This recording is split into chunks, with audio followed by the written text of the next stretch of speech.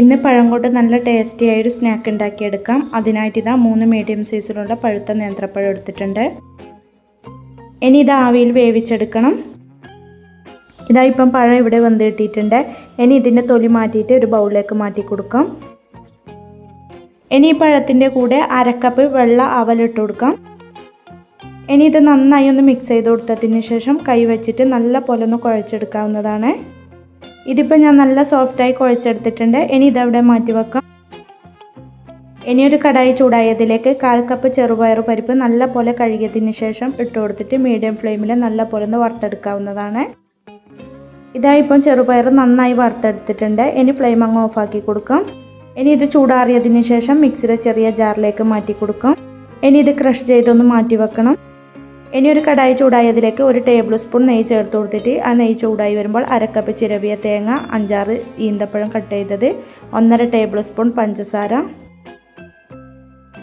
1/2 teaspoon ഏലക്കപ്പൊടി, കൂടെ crush ചെയ്തെടുത്ത ചെറുപയർ പരിപ്പും കൂടെ ചേർത്ത് കൊടുക്കാം.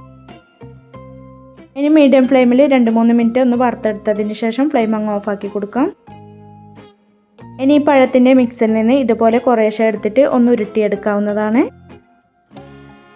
ഇനി ഇത് കയ്യിൽ വെച്ചിട്ട് ഇതുപോലെ ചെറുതായിട്ടൊന്ന് പരത്തി കൊടുക്കണം.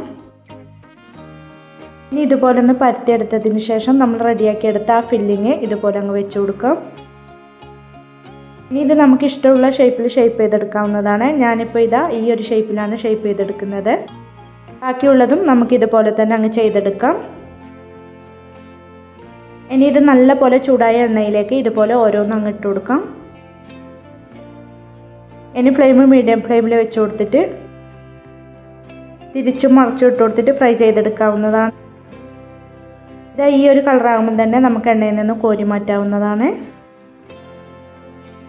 അങ്ങനെ ഇതാ നല്ല ടേസ്റ്റിയും വളരെ സിമ്പിളായിട്ട് ഉണ്ടാക്കിയെടുക്കാൻ പറ്റുന്നതുമായ ഒരു സ്നാക്ക് ഇവിടെ റെഡിയായി കിട്ടിയിട്ടുണ്ട്.